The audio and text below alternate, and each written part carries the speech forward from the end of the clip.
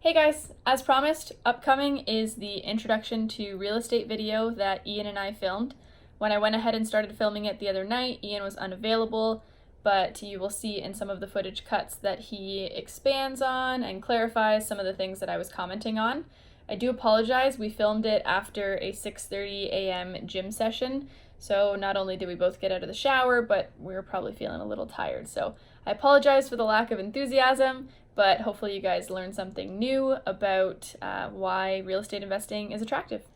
I have decided that I am interested in learning a little bit about the real estate game, and I am okay starting from scratch. I know only what Ian has ever told me about real estate, and that's it.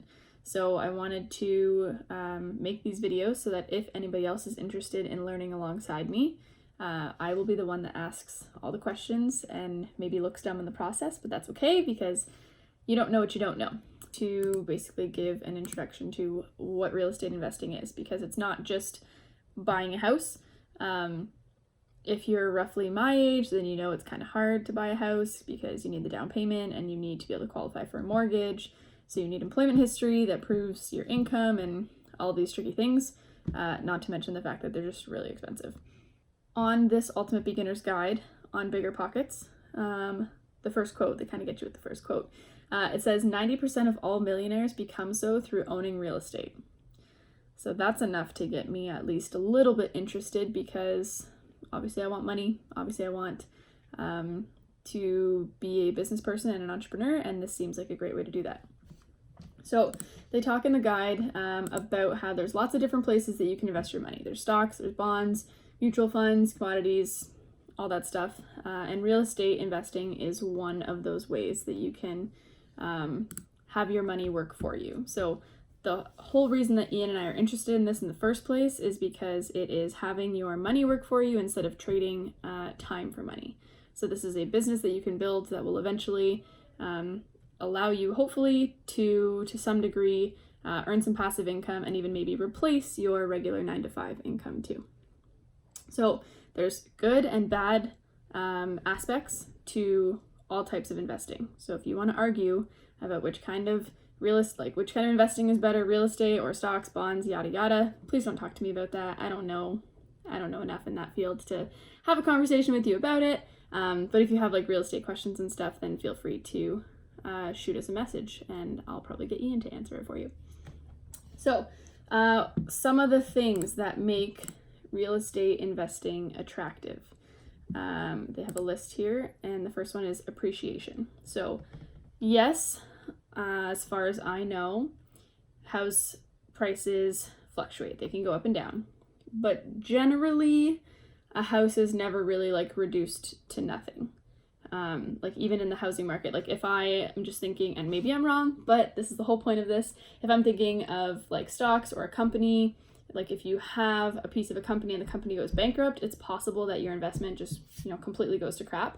But I don't think that if you own a house that the market's going to drop enough that the house is worth absolutely nothing. So as long as you're protecting your downside, then I think you're pretty safe there. With regards to a house being worthless at some point, theoretically it can happen, but the risk is reduced because there's a utilitarian value to the house, so someone can live in it. If you think of areas like Detroit, where values used to be higher, now they're a lot lower. Cash flow. So Ian's talked to me a lot about this.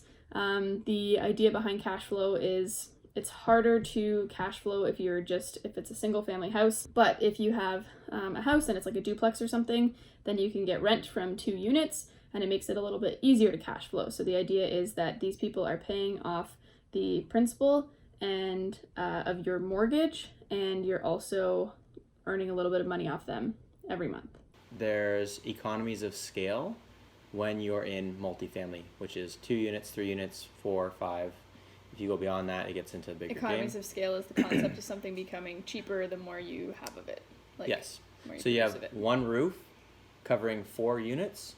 It could be 4 separate 1-bedroom units or 4 2-bedroom units. You have one roof to repair. If you have a single family home, you have one roof and you have one tenant. And so if you can divide out the roof costs over 4, it's going to be kind of cheaper over time. If you have one tenant in one house and that one tenant leaves, you're 100% vacant. If you have a building of 4 units and one unit leaves, then you have 25% vacancy. And so as opposed to having all of your profit or all of your income leaving when one tenant leaves in a single family home, in a multifamily home, you have only a quarter. Depreciation. I'm not sure what to say about that one, so I'm going to get Ian to comment on it when he comes around. The reason that's beneficial to you is from a tax standpoint. Okay. So I believe almost everywhere, governments typically won't depreciate the land. It's the land that appreciates, but the building depreciates. Because if you have a 2x4 and siding on it and insulation, that's what a house is. And if you write off the depreciation of the building itself, so maybe your land is worth 2/3 of your purchase price. So you buy a house for $300,000, which includes the land. Your land's worth $200,000, your building's worth $100,000.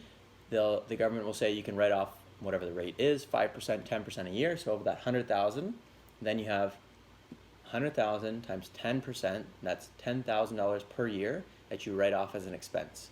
So then if you make $20,000 in the year and you write off $10,000, then you're only paying taxes on $10,000. So the value of your home appreciates on the market, but the home itself depreciates then?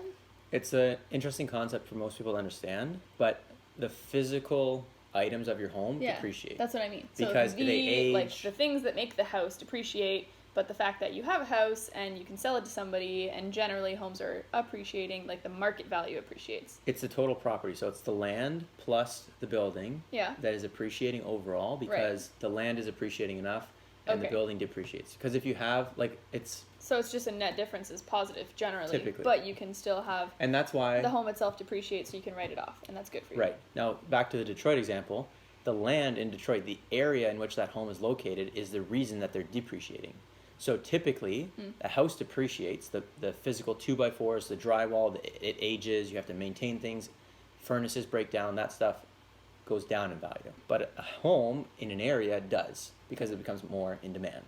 Leverage, as far as I know, is basically like you can use, it's kind of like equity, like you can use the fact that you already have this house and that there is value in it, and you can like take some of that value by refinancing and pulling equity so that you can buy more houses. Ian will comment on this also. Was I close? With regards to leverage, it's interesting that you point that out so what Olivia said was about the equity. Leverage, what I'm pretty sure they're referring to, is the fact that you can go to a bank and borrow the bank's money to buy the asset. Okay. The property. Yeah, money leverage then. You don't have to use your own. Right. Okay. So if I can go to the bank and let's say I can buy a house, I'm buying a house, again, $300,000. If I'm buying that house with all of the bank's money, for example, all the bank's money, they don't need any money down, I pay $300,000, but I'm cash flowing on this place, let's say $3,000 a year. Then I'm literally making $3,000 a year with nothing invested out of myself. And so if I can do that, it's like an infinite return, because $3,000 over zero invested, $3,000 profit a year over $0 invested is infinite returns. Yeah. And so that's the leverage component. Now, leverage is typically at 20% down, 80% financed if it's a traditional mortgage, at least in Canada, $300,000. Yeah. So you're putting 80% down, you're putting $240,000 with the bank as a debt, and then you're putting $60,000 down, and that basically allows you to control, the $60,000 you put down allows you to control $300,000 worth of an asset. Gotcha. Now, when we get to appreciation, or if we've already talked about appreciation, now you have $300,000 as an asset, and appreciation is on the $300,000. So now $60,000 controls $300,000, but then your growth is on $300,000, not just $60,000. So that's why there's more millionaires created in real estate than any other industry, because you're leveraged. Right. So if you wanted to achieve the same concept in buying stocks or something, then you borrow people's money, you trade on margin, which gets riskier because there's no underlying, for me, I perceive it as riskier because there's no underlying utilitarian value to the stock paper. But if things get really, really bad in a market and the world's going to crap, people need a place to live, but they don't care about their investments. They still need a place to rent and pay for that. Yeah. The last comment on leverage, like Olivia mentioned, is that if you have an existing property, you're able to leverage that property or use it to pull out equity and use it on another investment. So for example, if you have a house that you own, you have no mortgage on it, if it's worth, let's say, $100,000 for simplicity, the banks will typically give you 75 to 80% loan to value. Now, loan to value is how much of a loan you have on the value of the property. So loan of 75,000 or 80,000 on 100,000 is 75% or 80%. So if I owe nothing on this property and it's a $100,000 value, then the bank might say, okay, we'll give you $75,000. We're going to put a mortgage on it. And basically, the reason that they would give you $75,000 is if you couldn't return the money, then they can take your house away from you, which is worth more than the money that they gave you. Exactly. It should be worth 100. They give you 75. They have 25 buffer in case they need to sell it at a discount or it sits on the market for a while. So you take that $75,000 and now you can go leverage that property, get the $75,000, and go buy another investment property, allowing you to repeat the cycle. So because you have something that they could, in theory, take away from you and cash out on, you can use the fact that you have that property to grab money and invest that into a new property. Right. Tax benefits. So I know there's rules about, if you live in the house for at least a year, I believe you don't have to pay taxes on capital gains. So let's say you buy it for $100,000. Now it goes up to $200,000. You've made $100,000 profit. Is Typically, that only if you refinance it or sell it?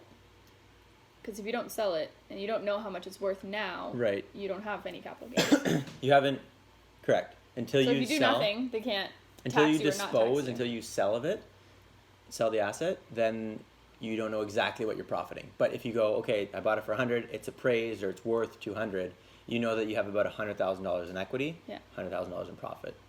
And so because it was your primary residence, it's $100,000 of tax-free profit. So when you sell it and your lawyer pays out the money, you get $100,000, the government doesn't take any. But a capital gain, you only get taxed at 50% of your tax rate. Oh, okay. So if your tax rate's 30%, you would pay 15% tax on the 100,000. And that's based on just your tax bracket of all the money that you make. Yeah. Okay. Well, that video turned out to be a little longer than both of us thought, but it was our first one, so we're kind of just getting the hang of things still. Thank you for sticking with us to the end if you did. Hopefully you learned something or at least exposed to a couple new concepts. And stay tuned for the next video where we'll talk about some strategies such as the BRRRR, buy and hold, and wholesaling.